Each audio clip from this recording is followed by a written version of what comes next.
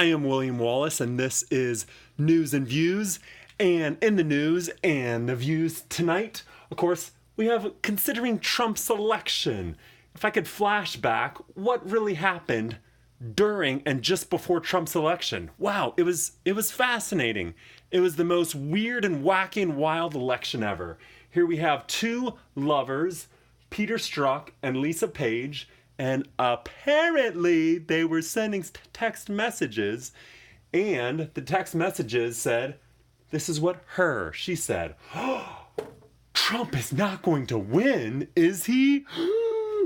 And he said, no, he's not going to win. We will take care of it. Meaning he would come up with a Russian collusion scandal story. He wouldn't come up with it out of midair. He would take the fact that Hillary Clinton had a Russian collusion scandal story. We call it Iranium One.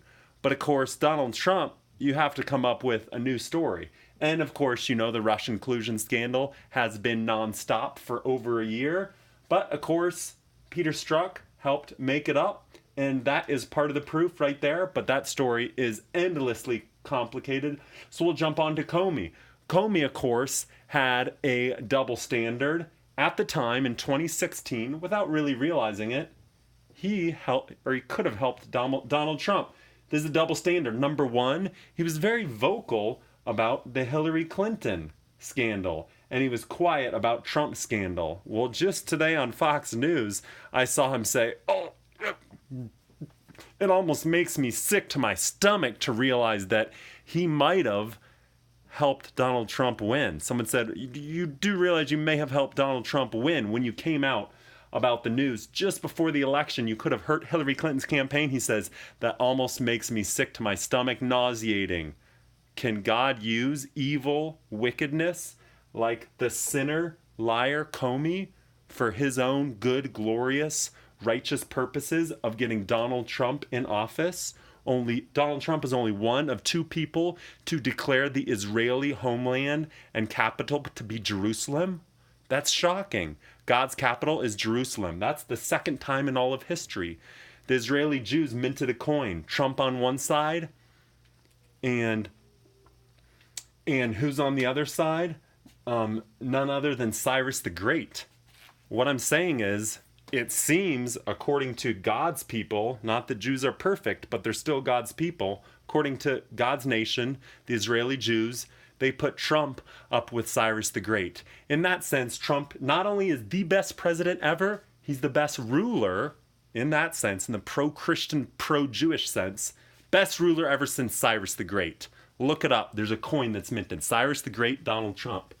But, of course, in other news, and to get down to the nitty-gritty, Paul Ryan, of course, he's already a lame duck. And of course, I love Paul Ryan. Most of the stuff he says is perfectly good. He even has camouflage. How can you get more conservative than camouflage, right?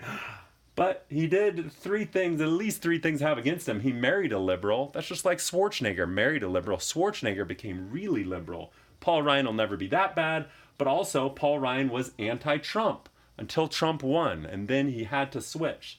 Of course, I was anti-Trump until Trump was the only option, and then I instantly said, of course he's better than Hillary Clinton. Turned out he's the best president ever. I would have never guessed.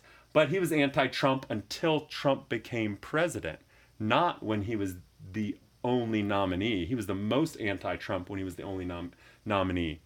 Also, Paul Ryan supports TARP, which was the bailout. What it did is it authorized the Treasury, a big government, getting even bigger, to purchase toxic assets from banks.